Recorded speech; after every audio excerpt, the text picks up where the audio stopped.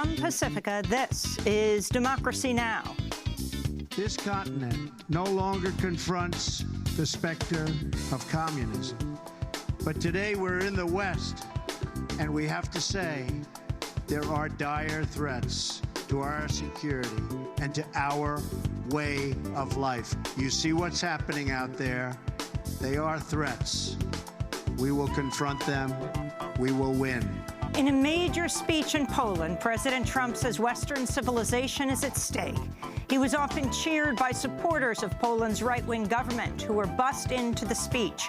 We'll get response and go to Hamburg, Germany, where protests ahead of the G20 have already begun. Then we look at the crisis in Syria, ahead of Trump's meeting with Russian President Vladimir Putin.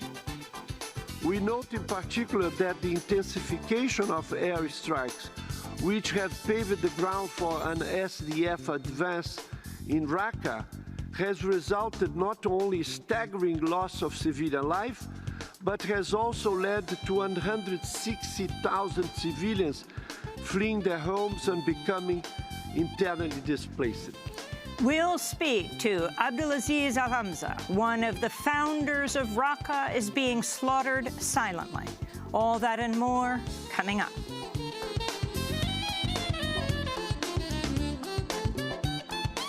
Welcome to Democracy Now!, democracynow.org, the War and Peace Report. I'm Amy Goodman. The Trump administration Wednesday threatened military action against North Korea over its nuclear weapons program, saying the U.S. is prepared to defend itself and its allies. The threat came a day after North Korea successfully tested a new intercontinental ballistic missile, which the U.S. says is capable of reaching Alaska.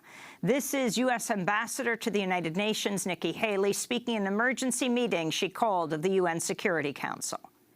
Their actions are quickly closing off the possibility of a diplomatic solution. The United States is prepared to use the full range of our capabilities to defend ourselves and our allies.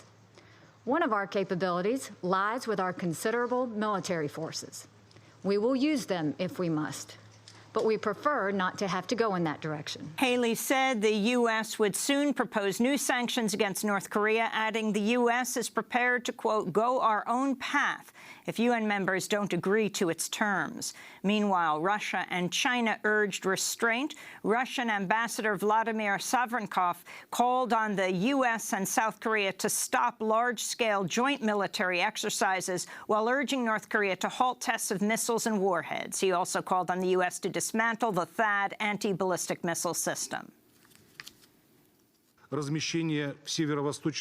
deployment of the THAAD system in Northeast Asia is a serious blow to the strategic stability of the region, including for Russia and China, and certainly does not serve to denuclearize the Korean Peninsula based on the principle of ensuring peace and stability in the region. The new South Korean president is also opposed to the THAAD missile system and last month ordered an investigation after learning that 4 more missile launchers had been brought into South Korea without his knowledge. In Poland, President Trump said in a major speech today the future of Western civilization is at stake as he warned against the threats of terrorism and extremism. Trump spoke in Krasinski Square, near the site of the 1944 Warsaw Uprising against the Nazis. Earlier, President Trump spoke briefly at a joint news conference with the Polish President Andrzej Duda. Trump repeated his recent attacks on CNN, calling the network fake news. Trump also said Russia probably meddled in the 2016 U.S. election, along with others. Mistakes have been made. I agree. I think it was Russia, but I think it was probably other people and/or countries, and I see nothing wrong with that statement. Nobody really knows. Nobody really knows for sure. President Trump will next travel to Hamburg, Germany, where he'll join other leaders of the world's top economies at the G20 summit, including his first meeting as president with his Russian counterpart, Vladimir Putin. Ahead of the talks, thousands of people converged on the city for protests. This is protest spokesperson Georg Ismail. We want to discuss the fact that 20 dangerous criminals from around the world are meeting here who are responsible for the highest military expenses, who are involved in all the wars of the world, who are significantly responsible for a climate catastrophe, and who are responsible for freezing or greatly shrinking our salaries. On Wednesday, 1,000 demonstrators covered themselves head to toe in gray and shuffled through the streets of Hamburg in a procession of zombies symbolizing political apathy. In Iraq, the United Nations warned Wednesday up to 20,000 civilians remain trapped in Mosul as ISIS fighters battle to control their last stronghold in the city. UN humanitarian coordinator for Iraq, Lisa Grant, said civilians remain in extreme danger, adding the destruction in western Mosul is unprecedented. Western Mosul, what we're seeing is the worst damage of the entire conflict. So in those neighborhoods where the fighting has been the fiercest, we're looking at levels of damage incomparable to anything else that has happened in Iraq so far. The United Nations warned the price of restoring basic infrastructure to Mosul will top $1 billion. Meanwhile, in Syria, thousands of residents continue to flee Raqqa as U.S.-backed militias intensified their assault on the ISIS-held city. On Wednesday, escaping civilians arrived at an open-air relief camp outside Raqqa, complaining of constant airstrikes, artillery raids, and extreme hunger. We left because of the fighting. We were afraid. We have children. We almost died of hunger, and no one helped us.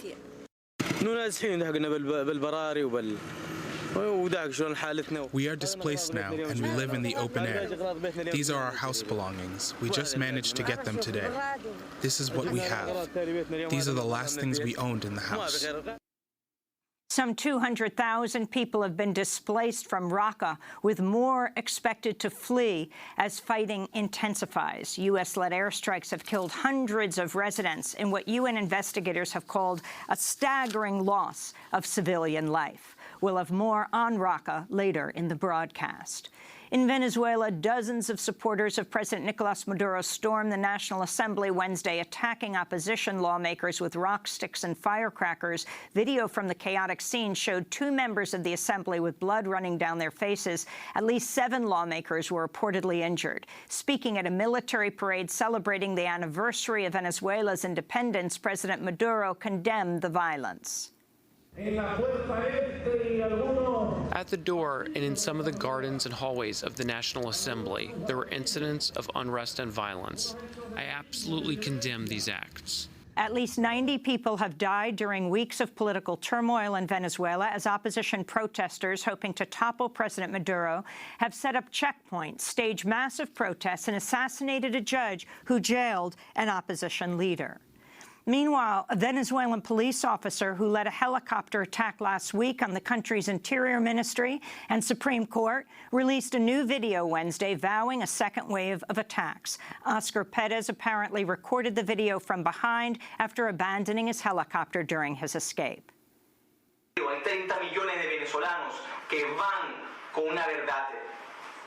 are 30 million Venezuelans that go with truth, and they will have to imprison the entire country in order to silence our mission, our duty, our patriotism, our fight. We will go to the street, and we will be there with you. You are not alone. Opposition leaders have accused President Maduro of working with Perez to stage last week's attack, which damaged government buildings but did not injure anybody. Maduro called the attack terrorism and an attempted coup d'etat. In Virginia, prison officials are preparing to execute a condemned man using a 3-drug lethal injection cocktail that critics say will lead to a torturous death equivalent to drowning. 32-year-old William Morva is scheduled to receive the lethal drugs at 9 p.m. this evening at the Greensville Correctional Facility. According to autopsy records, the last prisoner killed by Virginia 6 months ago, Ricky Gray, died after the same lethal injection method brought on acute pulmonary edema, effectively drowning Gray in blood-tinged fluid he coughed up during the execution. Morva's attorneys argue the approach is unconstitutionally cruel and unusual. In Chicago, a wave of violence over the long holiday weekend claimed 102 victims, with 15 people killed and 86 others injured by gunfire. Police say amateur fireworks confused and overwhelmed the computerized ShotSpotter system, which uses microphones to track gunshots and alert police. The youngest person injured was a 13-year-old boy seriously wounded by gunfire on Friday. In New York, employees at the Bronx Lebanon Hospital remain in mourning after a doctor killed one of his former colleagues and injured 6 others in a shooting rampage at the hospital on Friday. Dr. Henry Bello used an AR-15 assault rifle he purchased legally from an upstate New York gun store, even though he had a criminal record for unlawful imprisonment and left his hospital job in April over unspecified personal problems. Meanwhile, U.S. Congress member Steve Scalise is back in intensive care as he recovers from multiple surgeries following an attack last month that also wounded 4 other people. Doctors say Congressman Scalise is at risk of infection after a round from an AR-15 shattered his hip and tore through his blood vessels. He was attacked on a baseball field. And in Turkey, Amnesty International is demanding the release of the director of its Turkish operations and 7 other human rights activists after they were detained by police Wednesday at a workshop. In a statement, Amnesty International Secretary General Salil Shetty called for the release of Idil Eser and those detained with her, adding, quote, Eser's incommunicado detention and that of the other human rights defenders attending a routine training event is a grotesque abuse of power and highlights the precarious situation facing human rights activists in the country. And those are some of the headlines. This is Democracy Now!, democracynow.org, The War and Peace Report. I'm Amy Goodman. And I'm Nermeen Sheikh. Welcome to our listeners and viewers around the country and around the world. In a major speech in Poland earlier today, President Trump said the future of Western civilization is at stake as he warned against the threats of terrorism and extremism. Trump spoke in Krasinski Square near the site of the 1944 Warsaw Uprising against the Nazis. This continent no longer confronts the specter of communism. But today we're in the West, and we have to say there are dire threats to our security and to our way of life. You see what's happening out there. They are threats. We will confront them. We will win. But they are threats. We are confronted by another oppressive ideology, one that seeks to export terrorism and extremism all around the globe. America and Europe have suffered one terror attack after another. We're going to get it to stop. President Trump's speech was often interrupted by applause. According to news reports, supporters of the right-wing Polish government were bussed in to hear Trump's speech. Trump arrived in Poland Wednesday and met with Poland's President Andrzej Duda before his Warsaw speech. Poland has one of the furthest right governments in Europe and is currently defying European Union rules by refusing to allow refugees into Poland. Meanwhile, the Israeli newspaper Haaretz reports Trump is facing criticism after becoming the first U.S. president in decades to skip visiting the Warsaw Ghetto Uprising Monument. The Warsaw Ghetto Uprising Monument. We're joined now by the Polish-Nigerian journalist Remi Adekoya. He's a regular contributor to The Guardian and the former political editor of the Warsaw Business Journal. His latest article for The Guardian is Poland's courting of Trump is a few supporters short of a picnic. We welcome you, Remi, to Democracy Now! Can you talk about the significance of President Trump's trip to Poland before he goes to the G20?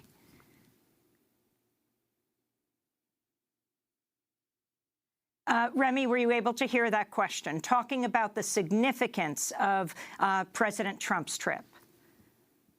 Well, President Trump obviously wanted to start off in a place where he'd be greeted warmly. So as you mentioned, the right-wing government of Poland right now, which is very pro-Trump and very much in support of Trump's worldview, are busting their supporters. Trump gave this speech, as you said, was full of historical analogies and symbolism. He talked about how Poland had endured the invasion of Nazi Germany, how after that Poland had to endure Soviet communism. And then he now drew an analogy to what is going on now and defined the main threat, as he said, for Western civilization in terrorism. And he said the fundamental question which the West now faces is whether it has the will to survive. Now, of course, the rhetorical implication of that question is perhaps the West does not have the will to survive. And this is important because countries like Poland, the Polish right-wing government, and a lot of the current right-wing governments in Eastern Europe have been suggesting in the past 1-2 years that essentially Western Europe seems to have lost its self-preservative instincts, that basically it's too obsessed with political correctness, it's too obsessed with multiculturalism, and it essentially is not doing enough to fight the threats of Islamic terrorism, or even to realize that actually having a lot of Muslims in Europe can be a huge problem. Poland is one of the main countries which refused to take in any migrants during the 2015-2016 migrant crisis in Europe, when suddenly 1 million refugees found themselves in Europe. So the fact Trump made this speech in Poland is significant. He would not most probably have been able to make this kind of speech in Western Europe to the kind of reception which he did get in Poland, which was very positive. But like I said, supporters of this right-wing government who were basically shouting Donald Trump throughout the speech. And Remy, can you talk specifically about what the similarities are in the positions that the Trump administration has taken and those of right-wing governments in Eastern Europe, including Poland? Number one, essentially the Polish government has said they're not interested in accepting any migrants. So generally there's a sort of anti-migrant, xenophobic stance in their policies. Number two, they question the existence of climate change, just like Trump does. And number three, in the case of the Polish government, they're very skeptical of what they see as German domination of the EU, which is a theme which Trump also touched in one of the interviews, saying the EU is essentially a union which is dominated by Germany. So on these three issues, the Polish government is very close to what Donald Trump is saying. Essentially, it's a very right-wing view of the world, exclusivist, which believes that, as they say, Western civilization is under threat, read from brown people, from Muslims especially, and has to close ranks and defend itself, or else it essentially faces extinction. And what about the significance of Trump deciding to speak in Poland and meet the Polish head of state before going to Germany or meeting Angela Merkel? Well, essentially, Polish diplomacy, one must acknowledge, sort of played it smart, let's say here. Essentially, they knew Trump was scheduled to go to the G20 summit. So Polish diplomacy, the Polish foreign ministry, were the ones who reached out to Washington, asking for Trump to visit Poland on his way to the G20 summit and assuring him essentially that he'd meet with a very positive reception in Poland and it would be a very good start for his European trip. There'd be good, optics, there'd be crowds, there'd be people waving, there'd be people cheering. They assured him that generally the Polish people are very supportive of his policies, in contrast to perhaps some of the nations in Western Europe. And generally it would be a good way for him to launch his European trip on a, sort of give him momentum launching into his European trip. Of course, this is not strictly true regarding the fact that Poles are very supportive of Donald Trump's policies, because Pew Research, a survey which was released last week, showed that only 23% of Poles have confidence in Donald Trump to, quote unquote, do what is right in global affairs. Now, we compare this to when Obama was leaving office. At that time, 58% of Poles had confidence in Barack Obama to do the right thing in global affairs. Now, only 23% of Poles have confidence in Donald Trump to do the right thing in world affairs. So it is not the case that Poles as a whole are very supportive of Donald Trump or his style of politics. But the Polish government was able to sell this to him, promise him this rousing welcome, and get him to make this speech here.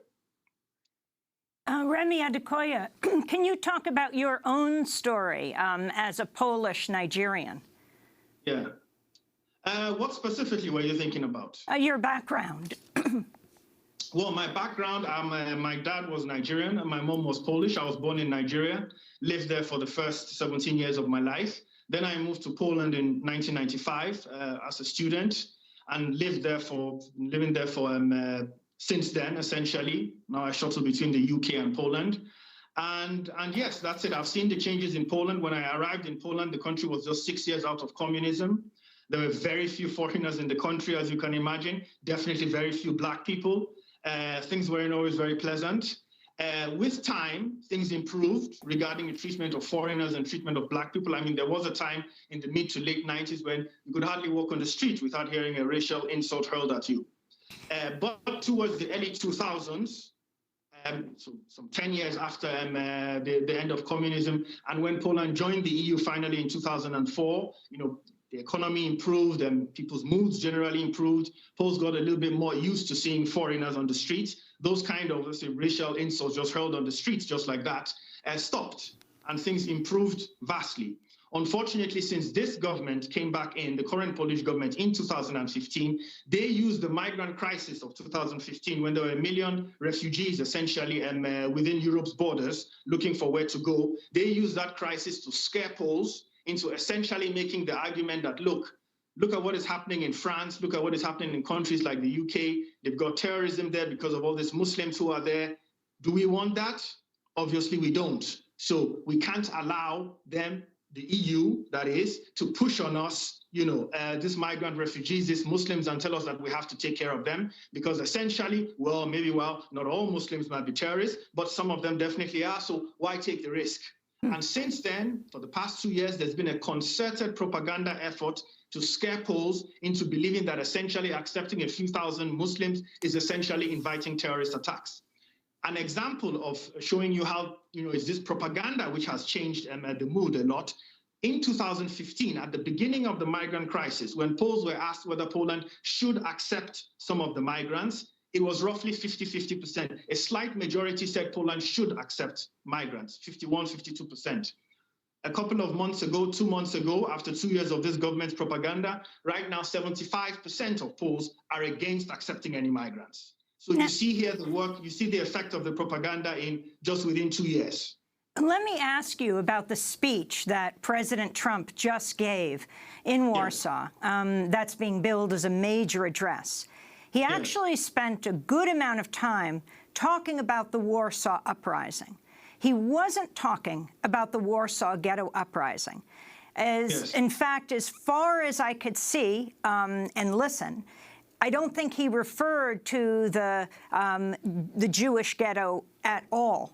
Now, in the New York Times, they said Michael Shudrik, Poland's chief rabbi, and other Jewish leaders issued a statement Thursday morning that was critical of the White House's decision not to visit a monument to the Warsaw Ghetto Uprising in 1943. Every American president and vice president who's visited Warsaw since the fall of communism in 1989 has visited the monument.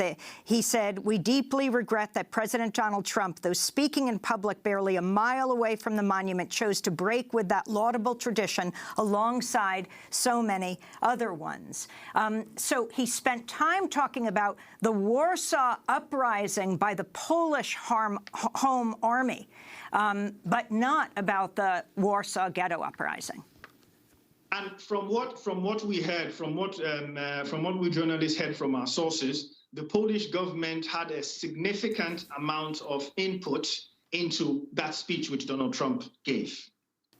And I'm almost 95% sure, obviously I wasn't in the room with them, that it was the Polish government who made the suggestions of where he should speak, and generally made suggestions of what he should talk about and what they'd like him to focus on. This was obviously a message very much targeted toward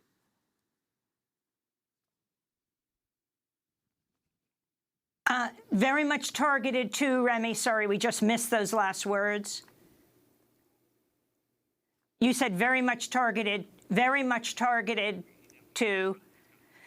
We seem to have lost your audio, but we thank Remy Adekoya so much, Polish-Nigerian journalist, regular contributor to The Guardian, former political editor of the Warsaw Business Journal. His latest piece for The Guardian we'll link to, Poland's courting of Trump is a few supporters short of a picnic. This is Democracy Now! When we come back, we go to Hamburg, Germany. Stay with us.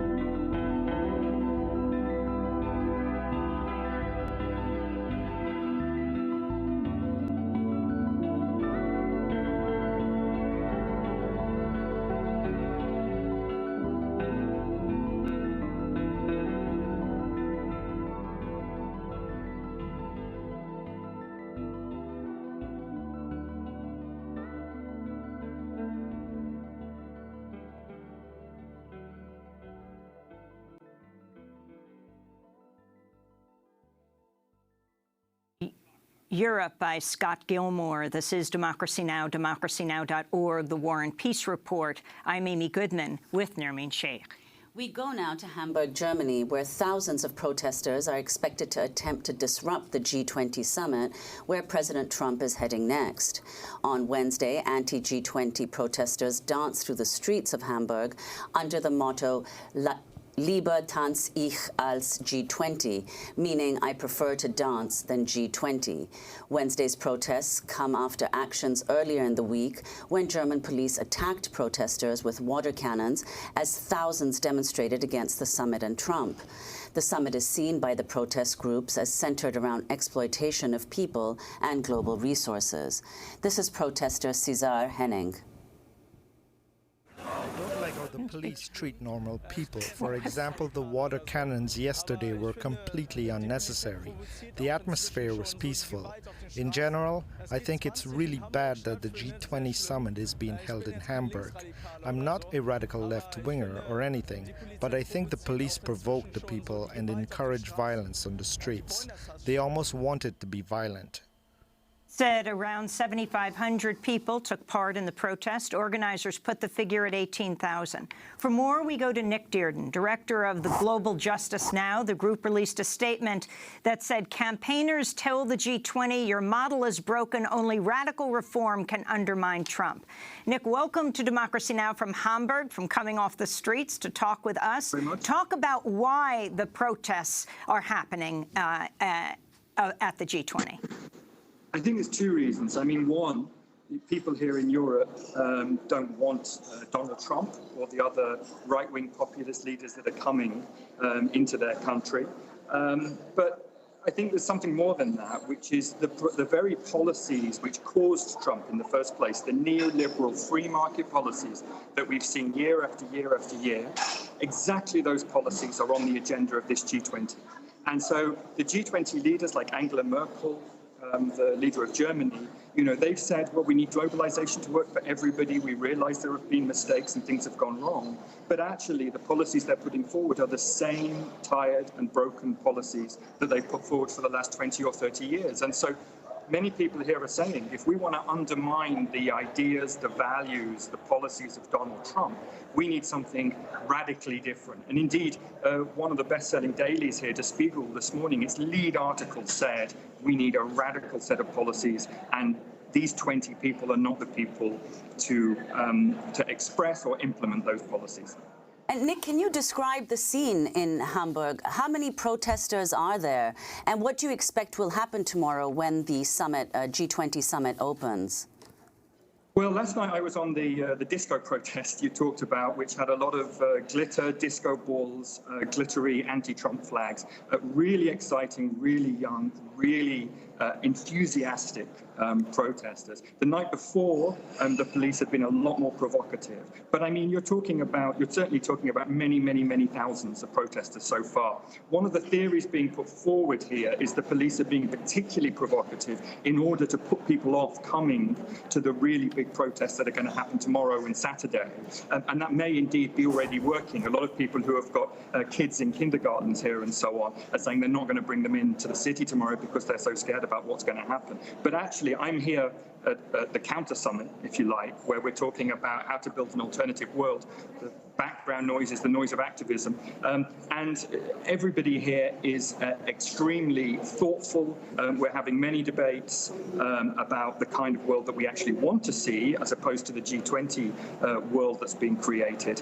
And really a very vibrant mood. Of course, people are scared. I mean, people are scared about what's happening in the world today. The world is in chaos. And Trump is a kind of symbol of that. But at the same time, there's more energy than I've seen for a very long time behind the idea that we need to build something else, something very different. Can you talk about Trump's decision to go to Poland first, the coal country of Poland, before going to G20, where we understand that the German Chancellor Angela Merkel will be emphasizing the issue of climate change, which Donald Trump rejects? That's absolutely right. And the reason he decided to go to Poland is because he thought that the right-wing populist government in Poland was more likely to be supportive and friendly towards him. And we know that they bust in protesters overnight to get them there to cheer him on in Poland. Look, one of the things that Trump wants to do, because he believes in this kind of zero-sum economic game, where America must make its gains at everyone else's expense, one of the things he wants to do is weaken the competitive trading blocs as he sees them, one of those being Europe and one of those being China. He sees those as America's big competitors. So by originally supporting the Brexit referendum in Britain and now by going to Poland, he's trying to drive a wedge and stoke up nationalisms in Europe to weaken Europe because he thinks that's the best way that the United States can make economic gains. So that's why he went to Poland. He's hoping to sow divisions that will continue into this summit. He also knows that as soon as he arrives here in Hamburg, he's going to be met by tens of thousands of people protesting against him. He doesn't want that to be the media shots that are immediately sent back to the United States. He wants a nice supportive audience, so he's gone there. And indeed, there was even talk about him popping into London after he's finished at the G20, although I think he was rather underrepresented the mood there, where there's a lot of opposition and hostility towards him. But essentially, I think that his long-term strategy here is to weaken his competitors. And the problem is that his kind of beggar my neighbor global economic policies aren't just about economics, as important as that is. We've seen too often in history how trade wars can lead to real wars. And I think that's very much on everyone's mind here. It's certainly on Angela Merkel's mind. But I must say, the problem with Merkel's position, she wants to present herself as this moderate G20 leader against the nasty populists like Trump, is she actually represents nothing different to the same policies that have given rise to him. One interesting thing is he agrees with her on the deregulation stuff. He was talking about that in Poland, but he's mixed that in with some really nasty nationalist and racist politics, so that you end up with the worst of both worlds. And I think that speech in Poland will take some getting over by some of the other G20 leaders here. And President Trump announced in Poland that Poland will be buying the Patriot missile defense system from the United States, congratulating them there. The significance of this, going from country to country to announce weapons deals. Absolutely, and he did the same in Saudi Arabia a few weeks ago, right? Just before they made this decision to suspend relationships with Qatar. So everywhere he goes around the world, he's using weapons and military to try to sow division and sow nationalism.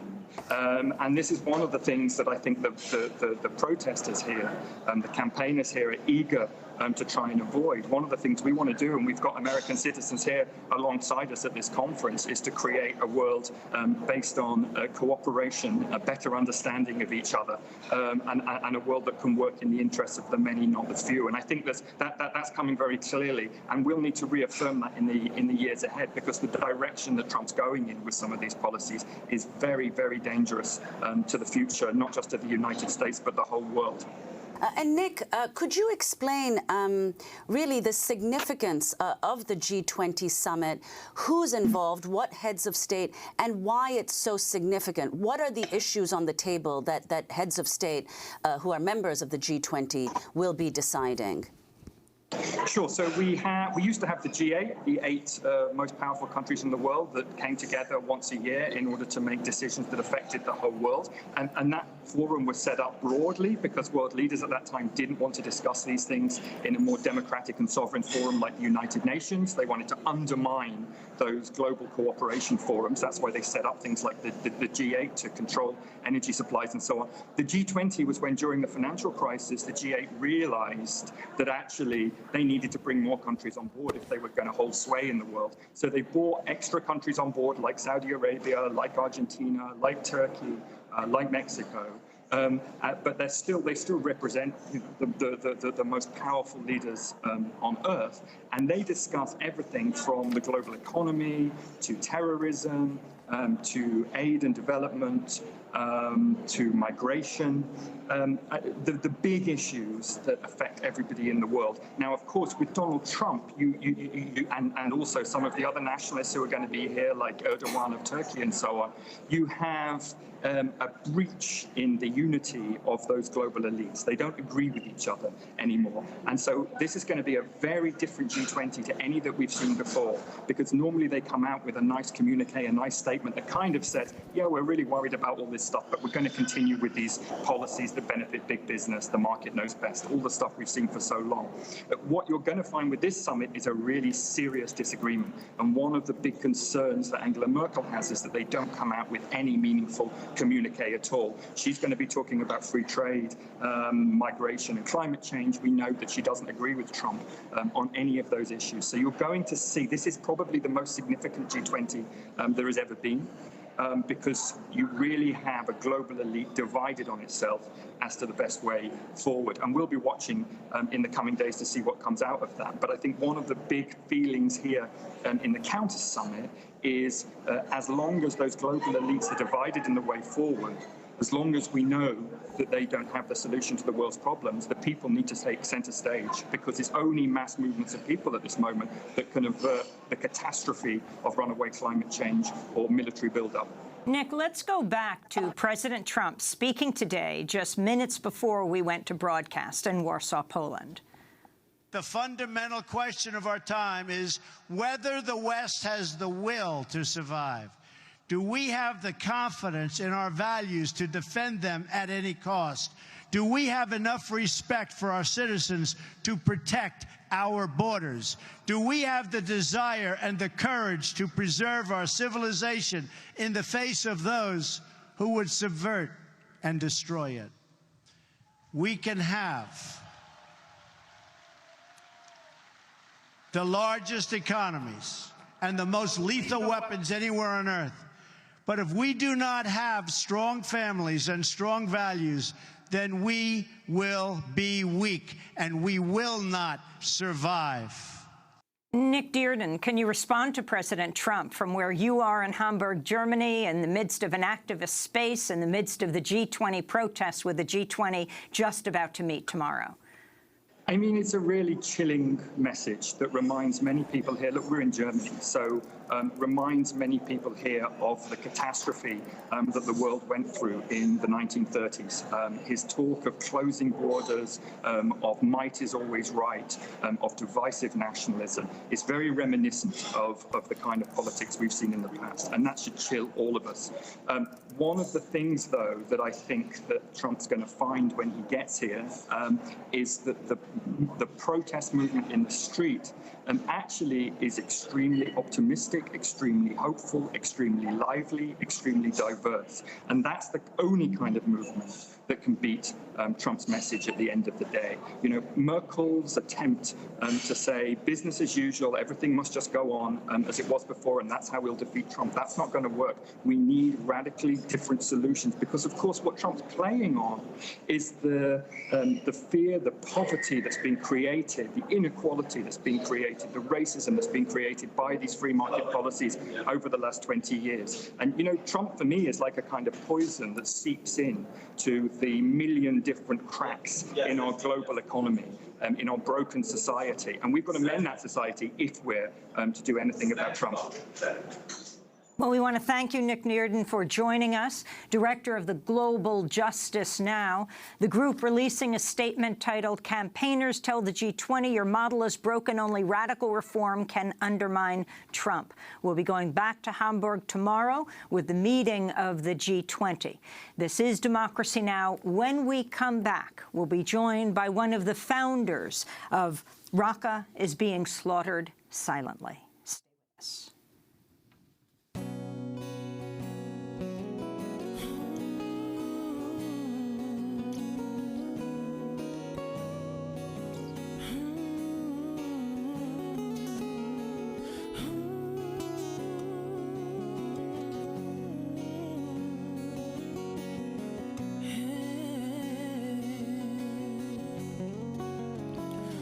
Es un ejemplo de honor y sentimiento.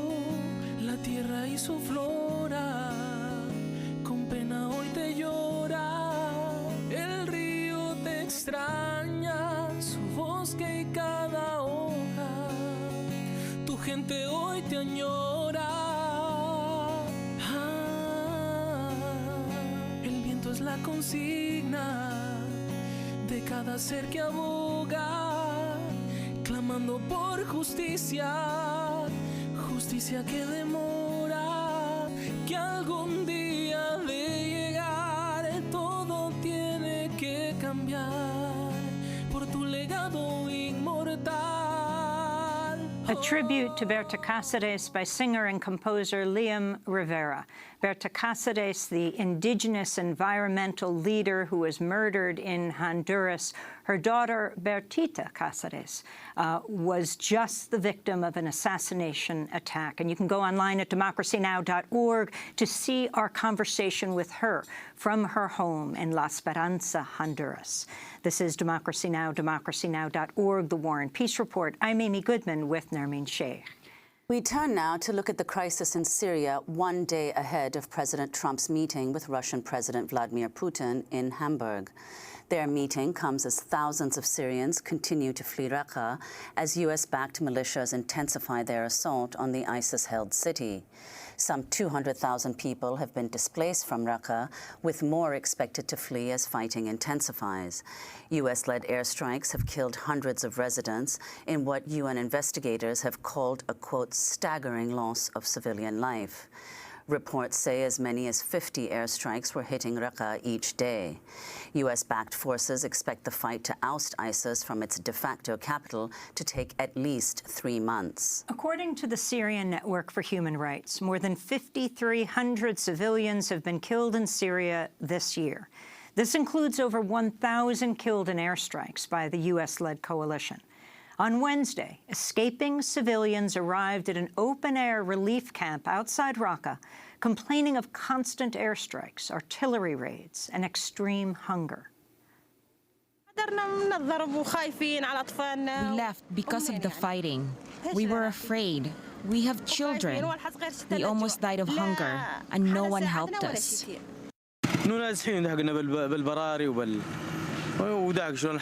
We are displaced now, and we live in the open air. These are our house belongings. We just managed to get them today. This is what we have.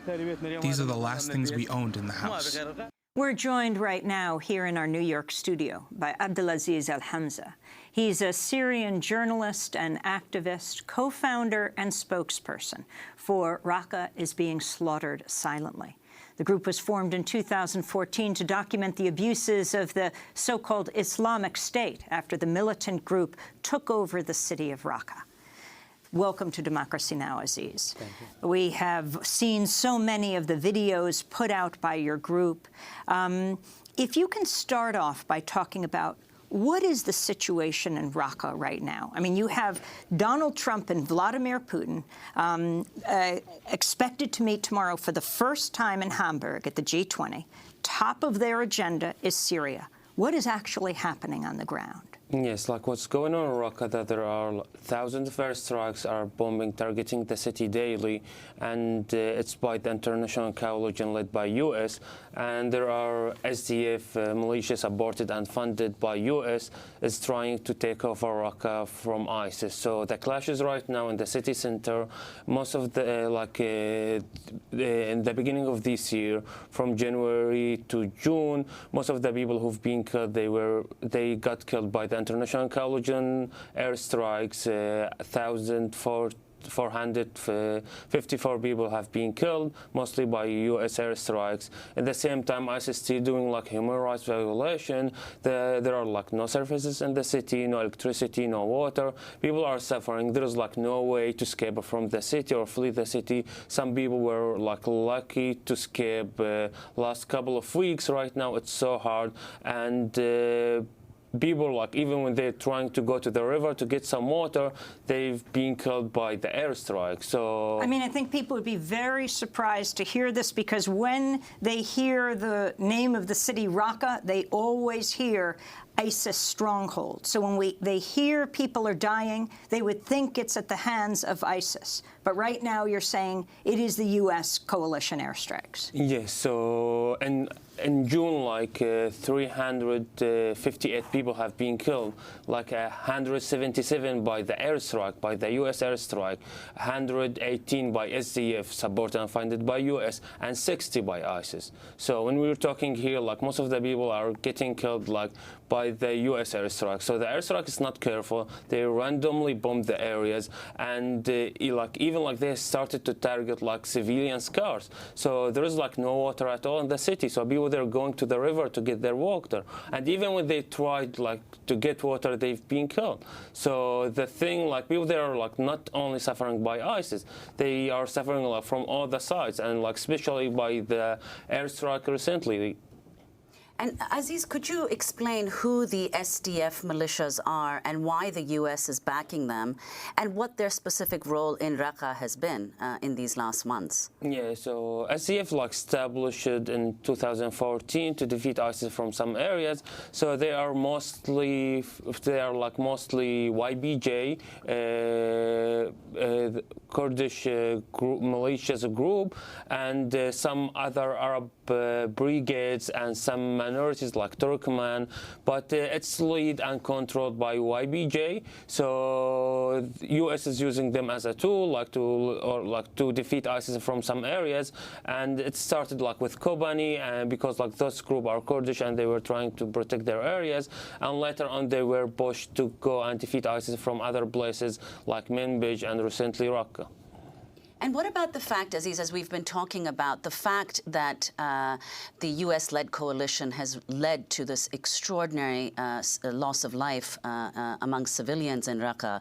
Can you talk about what people in Raqqa expected when the U.S. strikes began, the U.S.-led strikes began, and whether there was any hope that it would be successful? Yeah, so like the airstrike started like a couple of years ago, and the airstrike like we're more careful than right now. So it's like a war, it's like a conflict, and like we have to expect people are getting killed. So, but the thing like they were like so careful. Recently started like to be randomly shelling, randomly airstrikes, and people they were expecting that like okay, it will not take that long. They will be more careful. They will target like ISIS headquarters, ISIS gathering, not like killing like people everywhere, even like people who are trying like to get water. And then the people there are like so afraid, even like when SDF will take over the city. The Syrian Defense Forces. Yes, yeah, because like the people they had an experience with Tel Abyad and other like territories were like controlled by SDF, and SDF have been committing like human rights violation, displacing recruitment. Like recently, like they started like to recruit people like in Tel Abyad, other people like in villages in the countryside, in Raqqa countryside. So people there are like afraid to be recruited, to be forced to join the army, and to be displaced, to have their houses being burned. So people there are like so afraid to have a new group who will commit human rights violations. I want to go back for a moment to how your organization began.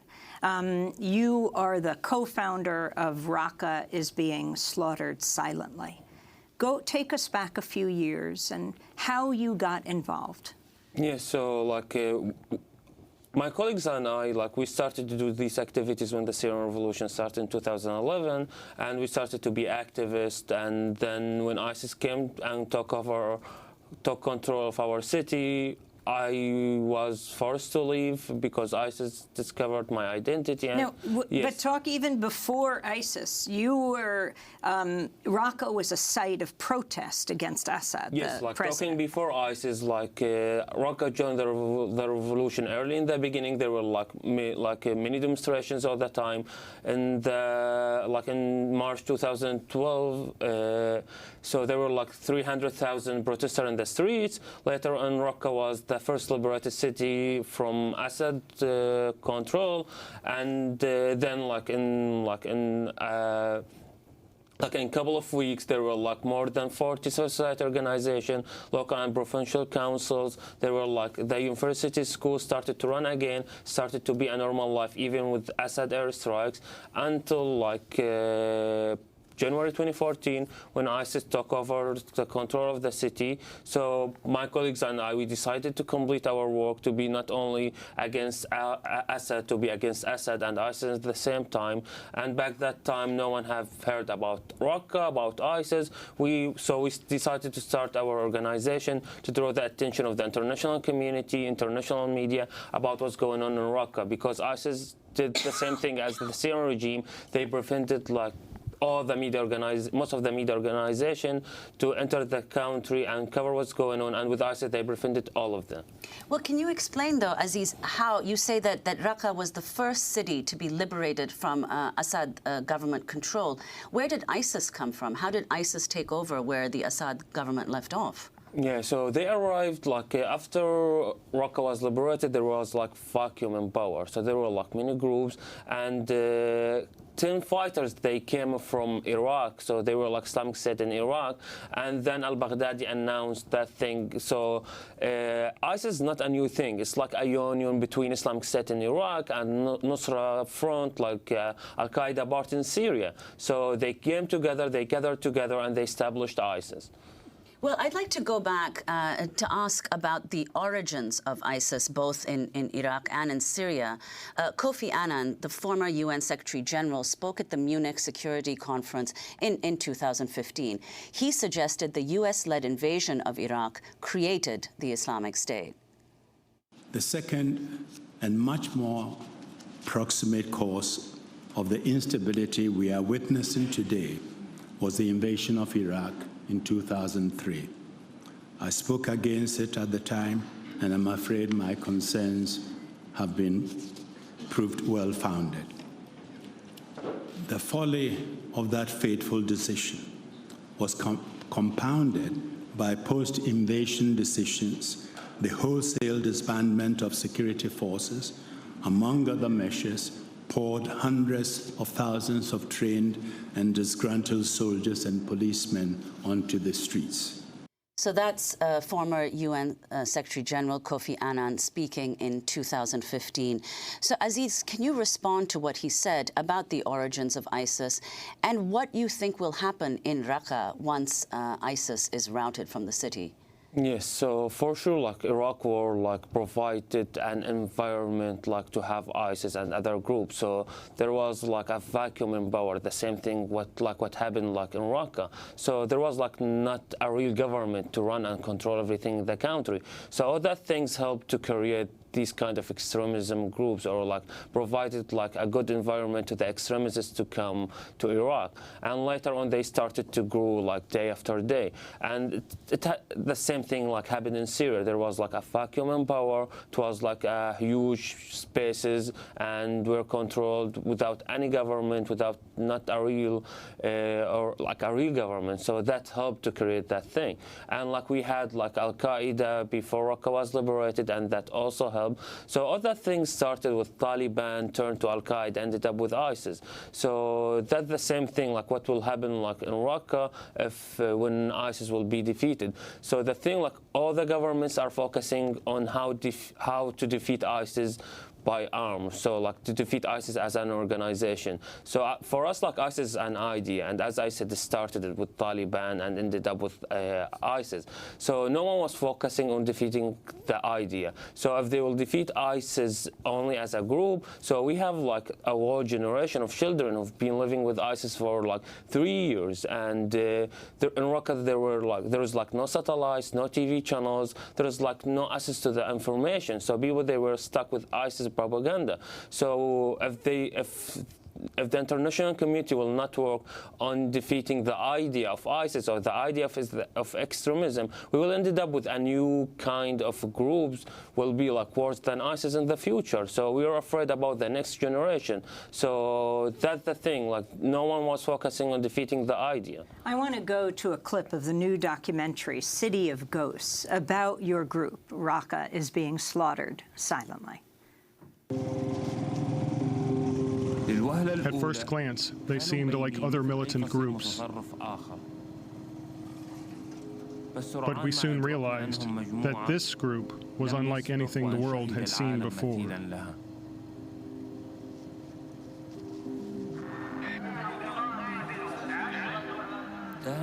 They painted our city black and shrouded it in darkness. We couldn't sit by and watch Raqqa being slaughtered silently. Did you start filming? Yes. And so that's a clip of City of Ghosts that has played at the Human Rights Watch Film Festival here in New York and is continuing to play now around the country. So your approach was to video, to film, to use cell phones, to get images out to anyone who wanted to see a different view of what was happening in your city. Yes, so like the main reason was to show the reality of what's going on. ISIS, after they controlled Raqqa and other areas, they started to promote their propaganda. They started like to promote fake news. So we decided to film what's going on to show the people the reality, the other side of the other side of the life, the reality of the life. And later on, we decided that we not be like only a media organization. So we started to do many activities in Raqqa, like to educate, to aware the people who are living with ISIS control. So we started the graffiti campaigns, poster campaigns, and we ended up doing a magazine, has the same cover of ISIS magazine, to reach out like the largest number of people in Raqqa to educate them about what's going on. Aziz, before we end, tomorrow Trump and Vladimir Putin will meet. What about Russia's role right now with and against, in both situations, it seems, the United States in Syria? Yes, so like Russia has been playing like a main role in the Syrian conflict, the same as U.S.